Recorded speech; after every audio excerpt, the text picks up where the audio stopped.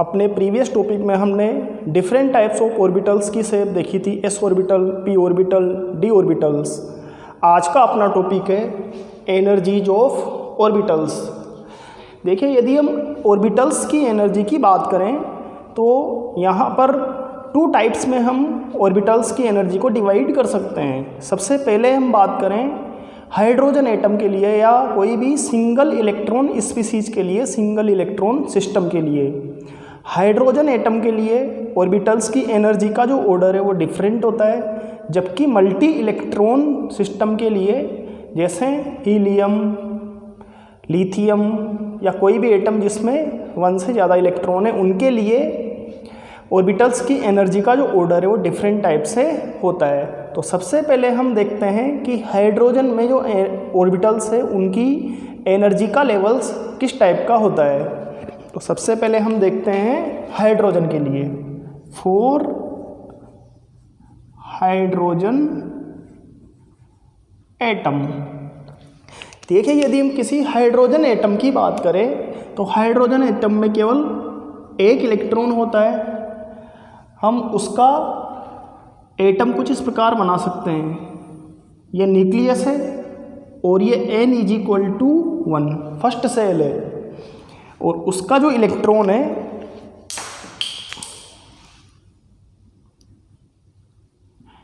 ये इलेक्ट्रॉन है। चूंकि ये सबसे पहली सेल है इसलिए इलेक्ट्रॉन N=1 में ही रहता है नॉर्मल कंडीशन में। बाकी इसके आगे हम और सेल्स बना सकते हैं।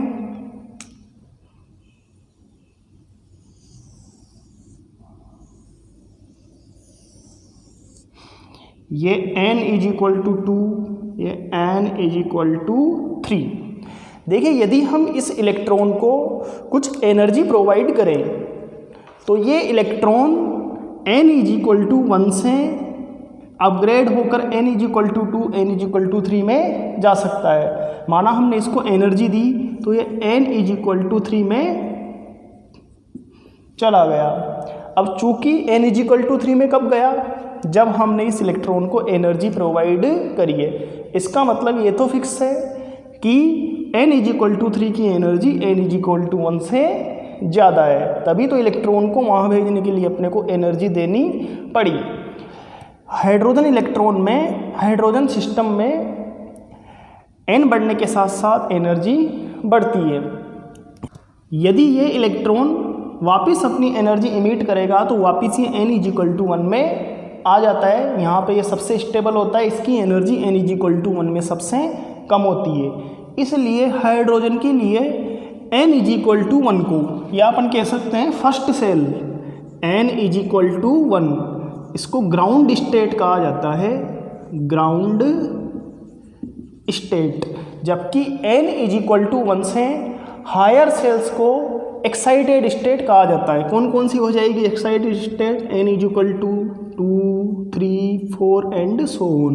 इनको एक्साइटेड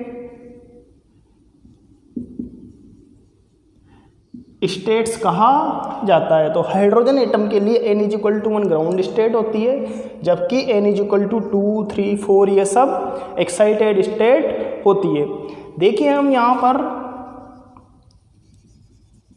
इस सिस्टम के लिए बात करें, यहाँ पर जो इलेक्ट्रॉन है और ये न्यूक्लियस है, इसके बीच में कौन कौन से फोर्स काम कर रहे हैं वो हम देखते हैं। इलेक्ट्रॉन पर नेगेटिव चार्ज होता है जबकि न्यूक्लियस पर पॉजिटिव चार्ज होता है। तो हाइड्रोजन एटम या किसी भी सिंगल इलेक्ट्रॉन स्पीसीज में इलेक्ट्रॉन पर केवल एक प्रकार का फोर्स काम करता है, वो है फोर्स ऑफ अट्रैक्शन, जो कि न्यूक्लियस की वजह से होता है, उसमें उपस्थित प्रोटॉन्स की वजह से होता है। तो इस पर केवल कौन सा फोर्स काम कर रहा है? फोर्स ऑफ अट्रैक्शन काम कर रहा है। इसकी वजह से किसी फिक्स सेल में ये इलेक्ट्रॉन किसी भी ऑर्बिटल्स में रहे, लगने वाला जो अट्रैक्शन है वो सेम होता है। जैसे N=2 हम 2 में बात करें तो यहाँ पर 2 टाइप्स के ऑर्बिटल्स अपने को मिलते हैं, 2s और 2p। तो चाहे ये इलेक्ट्रॉन 2s में रहे, चाहे ये इलेक्ट्रॉन 2p में रहे, इस पर लगने वाला जो फोर्स ऑफ अट्रैक्शन है वो इस न्यूक्लियस की वजह से होगा, और कोई अदर फोर्स अट्रैक्शन या रिपल्सन इस पर काम नहीं कर रहा है। इसलिए n = 2 में ये इलेक्ट्रॉन किसी भी ऑर्बिटल्स में रहे, इसकी एनर्जी सेम होती है। यही कंडीशन n=3 n=4 पर है। तो हम कह सकते हैं कि हाइड्रोजन एटम के लिए प्रिंसिपल क्वांटम नंबर n बढ़ने पर एनर्जी बढ़ती है, लेकिन किसी फिक्स प्रिंसिपल क्वांटम नंबर के लिए उसमें उपस्थित सभी ऑर्बिटल्स के लिए एनर्जी सेम होती है। तो हम यहाँ पर हाइड्रोजन एटम के लिए ऑर्बिटल्स की एनर्जी को कुछ इस प्रकार डिनोट कर सकते हैं। ये 1s, इसकी एनर्जी सबसे कम होती है, इससे ज़्यादा 2s, और इसी के बराबर एनर्जी होती है 2p। अब 2p में 2px भी आ गया, 2py भी आ गया, 2pz भी आ गया। फिर हम चलें 3s = 3p = 3d, फिर आ जाएगा 4s। इस प्रकार ये ऑर्डर यहाँ पर चलता है। देखिए, जिन ऑर्बिटल्स की एनर्जी सेम होती है उन ऑर्बिटल्स को हम कहते हैं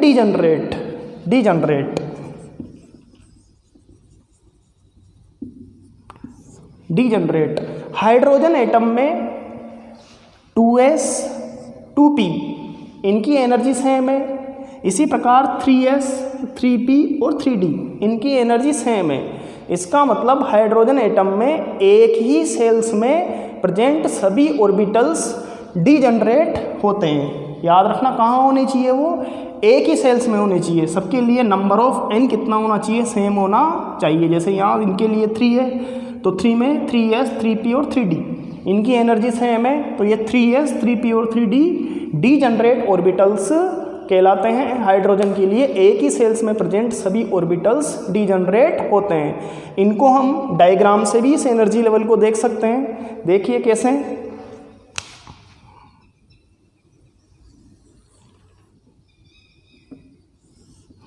यह है एनर्जी E।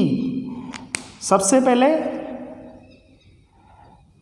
यह है 1s, इससे ज़्यादा एनर्जी है 2s, और इसी के बराबर एनर्जी 2p। 3 ऑर्बिटल्स होते हैं p सब सेल में, px py और pz। ये 2px 2py और 2pz। फिर इसके बाद 3s और ये 3p 3px 3py 3pz। इसी प्रकार इसमें 5 होंगे d ऑर्बिटल्स। ये 3d जनरल लिख देता हूँ मैं, 3dxy 3dyz 3dxz 3dx²y² और 3dz²। इन सब की एनर्जी हाइड्रोजन के लिए एटम के लिए सेम है। मतलब ये सारे ऑर्बिटल्स हाइड्रोजन एटम के लिए डीजनरेट है। अब आगे चलते हैं हम मल्टी इलेक्ट्रॉन सिस्टम के लिए कि क्या मल्टी इलेक्ट्रॉन सिस्टम में भी इसी प्रकार का ऑर्डर फॉलो होता है। फॉर मल्टी इलेक्ट्रॉन सिस्टम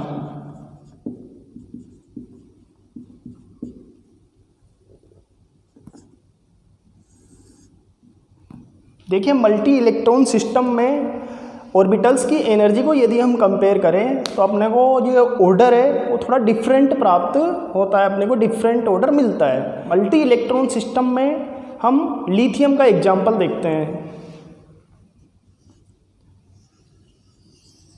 ये लिथियम के लिए n=1 सेल और ये n=2 सेल, n=1 और n=2। लिथियम में 3 इलेक्ट्रॉन होते हैं। फर्स्ट 2 इलेक्ट्रॉन तो n=1 सेल में, और थर्ड इलेक्ट्रॉन n=2 सेल में अपने को मिलेगा। अब देखते हैं कि लिथियम में इलेक्ट्रॉन पर कौन कौन से फोर्स काम कर रहे हैं। सबसे पहले देखिए, न्यूक्लियस पर पॉजिटिव है और इलेक्ट्रॉन पर नेगेटिव है, तो ये न्यूक्लियस इन इलेक्ट्रॉन को अपनी ओर अट्रैक्ट करेगा। फोर्स ऑफ अट्रैक्शन यहाँ पर काम करेगा।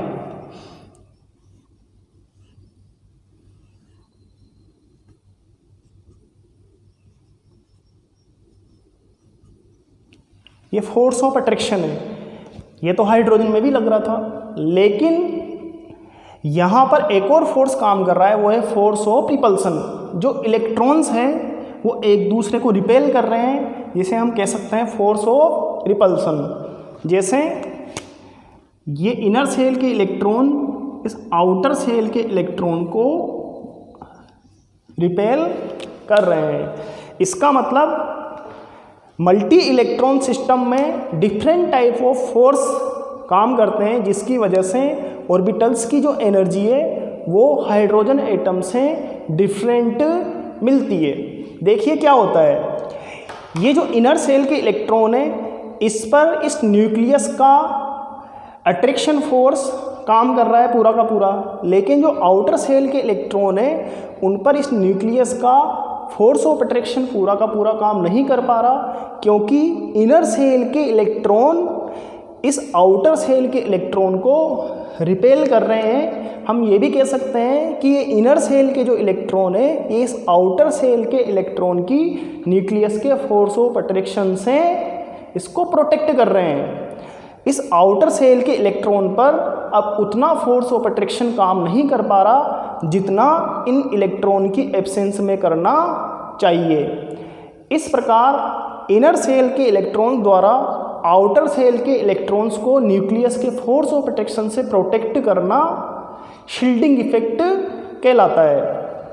Shielding effect, shielding effect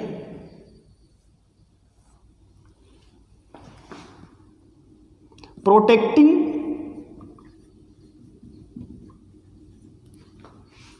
the outer shell electron from nucleus by inner shell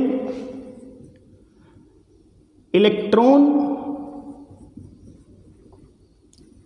is called shielding effect, या इसको स्क्रीनिंग इफेक्ट भी कहते हैं। शील्डिंग इफेक्ट की वजह से आउटर सेल के इलेक्ट्रॉन न्यूक्लियस से थोड़ा सा दूर हो जाते हैं। दूर होंगे तो उनकी एनर्जी इंक्रीज होगी। एनर्जी इंक्रीज हो रही है यहाँ पे, तो हम यहाँ पर कह सकते हैं कि जितने ज़्यादा इलेक्ट्रॉन किसी एटम में होंगे उतना ही ज़्यादा वहाँ पर शील्डिंग इफेक्ट काम करेगा, और उतना ही जो आउटर सेल के इलेक्ट्रॉन है दूर जाते जाएंगे और उनका एनर्जी इंक्रीज होती जाएगी। यहाँ पर जो आउटर सेल का जो इलेक्ट्रॉन है वो इसके नंबर ऑफ प्रोटॉन के बराबर फोर्स ऑफ अट्रैक्शन फील नहीं कर रहा इनर सेल के इलेक्ट्रॉन की वजह से। ये आउटर सेल का इलेक्ट्रॉन जितना फोर्स ऑफ अट्रैक्शन रियली में फील करता है उसको इफेक्टिव न्यूक्लियर चार्ज कहा जाता है, जिसे हम जेड इफेक्टिव से डिनोट करते हैं। जेड इफेक्टिव, तो इसके लिए जेड इफेक्टिव कंसीडर किया जाता है, ना कि जेड। अब हम चलें आगे। देखिए एक ही सेल की बात करते हैं, जैसे हम n=2 में यहाँ पर बात करते हैं। यदि n=2 में 2 इलेक्ट्रॉन होते या 3 इलेक्ट्रॉन होते, अब वो कहाँ चले गए, डिफरेंट ऑर्बिटल्स में चले गए। मान लो यहाँ 3 इलेक्ट्रॉन्स होते तो 2 इलेक्ट्रॉन तो हम s ऑर्बिटल्स में रख देते, बाकी जो नेक्स्ट इलेक्ट्रॉन है वो p ऑर्बिटल में होता। एक ही सेल की बात कर रहे हैं, तो चूंकि डिफरेंट ऑर्बिटल्स की शेप डिफरेंट होती है, इसलिए उन पर लगने वाला शील्डिंग इफेक्ट भी डिफरेंट तरीके से काम करता है। जो s ऑर्बिटल्स है उसमें स्फेरिकल सिमेट्री होती है, इसलिए उस पर शील्डिंग इफेक्ट कम काम करता है, जबकि p ऑर्बिटल डम्बेल शेप का होता है, उस पर शील्डिंग इफेक्ट ज़्यादा काम करता है। d ऑर्बिटल्स पर और ज़्यादा काम करता है, जबकि f ऑर्बिटल्स पर शील्डिंग इफेक्ट और ज़्यादा काम करता है। जितना ज़्यादा शील्डिंग इफेक्ट होगा उतना ही ज़्यादा इलेक्ट्रॉन न्यूक्लियस से दूर जाएगा और उतनी ही ज़्यादा उसकी एनर्जी बढ़ जाएगी, उतनी ही ज़्यादा कोरस्पॉन्डिंग ऑर्बिटल्स की एनर्जी होगी। तो यहाँ पर चूँकि डिफरेंट ऑर्बिटल की शेप डिफरेंट होती है, इसलिए उन पर लगने वाला शील्डिंग इफेक्ट भी डिफरेंट क्वांटिटी में काम करता है, इसलिए ऑर्बिटल्स की एनर्जी भी डिफरेंट हो जाती है। जो डिजेनरेसी हाइड्रोजन एटम में पाई जाती है वो मल्टी इलेक्ट्रॉन सिस्टम में वो डिजेनरेसी नहीं पाई जाएगी। तो देखिए इनकी जो एनर्जी है वो किस प्रकार हो जाती है। मल्टी इलेक्ट्रॉन सिस्टम के लिए डिफरेंट ऑर्बिटल्स की एनर्जी का ऑर्डर कुछ इस प्रकार होता है, 1s is less than 2s, 3s।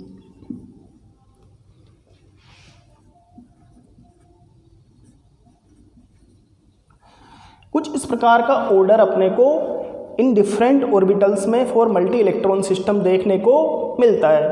यदि हम इनके मैथमेटिकल कैलकुलेशन की बात करें तो काफ़ी कॉम्प्लिकेटेड फॉर्मूला है, काफ़ी कॉम्प्लिकेट होता है, लेकिन लकीली हम इनकी एनर्जी को इजी वे में कंपेयर कर सकते हैं। बहुत ही सिंपल रूल है जिनके द्वारा डिफरेंट टाइप्स ऑफ ऑर्बिटल्स की एनर्जी को हम आसानी से कंपेयर कर सकते हैं, और वो रूल है n+l का rule.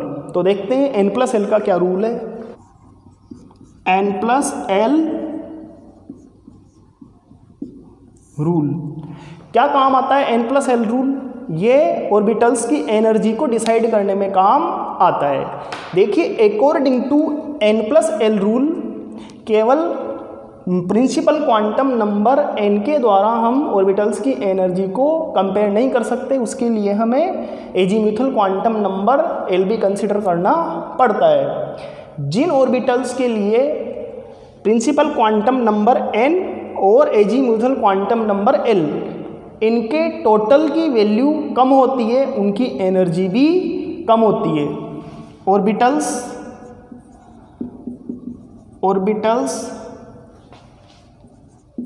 which have less n+l value have less energy. जिनके लिए n+l की वैल्यू कम होगी उनकी एनर्जी भी कम होगी। अब मान लो ऐसी स्थिति आ जाए कि दो ऑर्बिटल्स हैं, उनके लिए n+l की वैल्यू सेम है, तो फिर हम उनकी एनर्जी को कैसे कंपेयर करेंगे? तो वहाँ पर अपने को केवल n की वैल्यू देखनी है, ठीक है। यदि n+l की वैल्यू सेम है, if n+l value is same for two orbitals then orbital having less n value possess less energy. जिसके लिए फिर n की वैल्यू कम होगी उसकी एनर्जी कम होगी। इसमें यहाँ पर याद रखने की बात यह है, कोई कंसिडर करने की बात यह है कि सबसे पहले आपको फर्स्ट वाला रूल काम में लेना है। ऐसा नहीं है कि हम डायरेक्ट ही सेकंड वाला रूल काम में ले लें तो अपनी जो वैल्यू है वो गलत हो जाएगी। सबसे पहले n+1 की वैल्यू कैलकुलेट कीजिए। यदि इसी से डिफरेंट वैल्यू अपने को मिल रही है तो जिसकी वैल्यू कम उसकी एनर्जी कम, जिसकी वैल्यू ज़्यादा उसकी एनर्जी ज़्यादा। मान लो टू ऑर्बिटल्स के लिए n+l की वैल्यू सेम आए तब जाके अपने को रूल नंबर 2 अप्लाई करना है। देखिए इसके कुछ एग्जाम्पल हम देखते हैं, उससे अपने को ये और क्लियर हो जाएगा।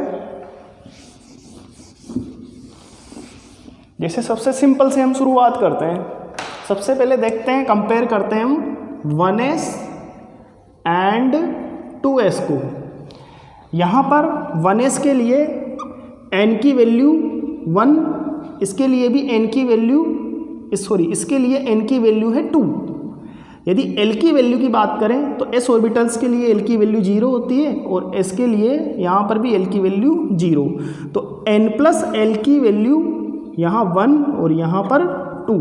यहाँ पर 1s के लिए n+l की वैल्यू कम आ रही है कंपेयर टू 2s। इसका मतलब 1s की जो एनर्जी है वो 2s से कम होगी। सिंपल है।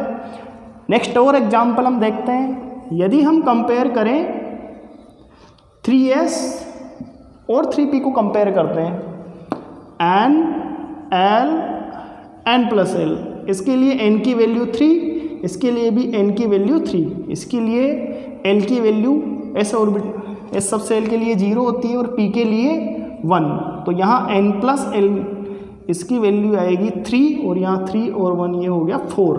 यहाँ पर 3P के लिए N प्लस L की वैल्यू 3s से ज़्यादा है, इसका मतलब 3p ऑर्बिटल्स की एनर्जी 3s ऑर्बिटल्स से ज़्यादा होगी। हम कह सकते हैं 3s is less than 3p। यहाँ पे एनर्जी का ये ऑर्डर होगा। और देखें एग्जाम्पल, हम कंपेयर करते हैं 3d और 4s को। यहाँ पर N L N plus L, N की वैल्यू इसके लिए 3 है जबकि इसके लिए 4। d ऑर्बिटल्स के लिए N की वैल्यू 2 और s ऑर्बिटल्स के लिए N की वैल्यू L की वैल्यू 0। N प्लस L की वैल्यू कैलकुलेट करें तो 3 और 2 हो गया 5, जबकि यहाँ पे आ रहा है 4। 4s के लिए N प्लस L की वैल्यू 4 जबकि 3d के लिए N प्लस L की वैल्यू 5। इसका मतलब 3d ऑर्बिटल्स की जो एनर्जी है वो 4s ऑर्बिटल से ज़्यादा होती है। यहाँ पर हम कहेंगे कि 4s ऑर्बिटल्स की एनर्जी 3d ऑर्बिटल से कम होती है। एक और एग्जाम्पल हम देखें,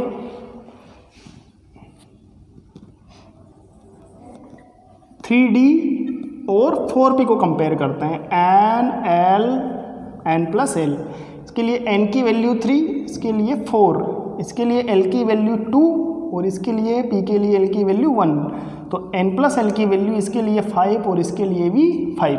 देखिए यहाँ पर 3d ऑर्बिटल और 4p ऑर्बिटल दोनों के लिए N प्लस L की वैल्यू सेम आ गई। तो अब हम कहाँ जाएंगे? रूल नंबर सेकंड पर। रूल नंबर सेकंड कहता है कि ऐसे ऑर्बिटल जिनके लिए N प्लस L की वैल्यू सेम होती है, उनमें जिन ऑर्बिटल्स के लिए N की वैल्यू कम होती है उनकी एनर्जी कम होगी। यहाँ पर ये सेम आ गया, तो हम देखें N की वैल्यू किसके लिए लेस है? 3d के लिए, इसके लिए 3 है, इसके लिए 4 है। इसका मतलब 3d की एनर्जी 4p से कम होगी। Energy of 3d is less than 4p। आप एक एक्सरसाइज कर सकते हैं, आप ऑर्बिटल्स को लिखिए, उसके लिए N की वैल्यू लिखिए, L की वैल्यू लिखिए, N प्लस L की वैल्यू लिखिए और उनको उनकी एनर्जी के एक्सेंडिंग ऑर्डर में जमाइए। हम इजी वे में N प्लस L से और सेकंड वाला रूल N वाला कंपेयर करके उनको एनर्जी के बढ़ते ऑर्डर में जमा सकते हैं।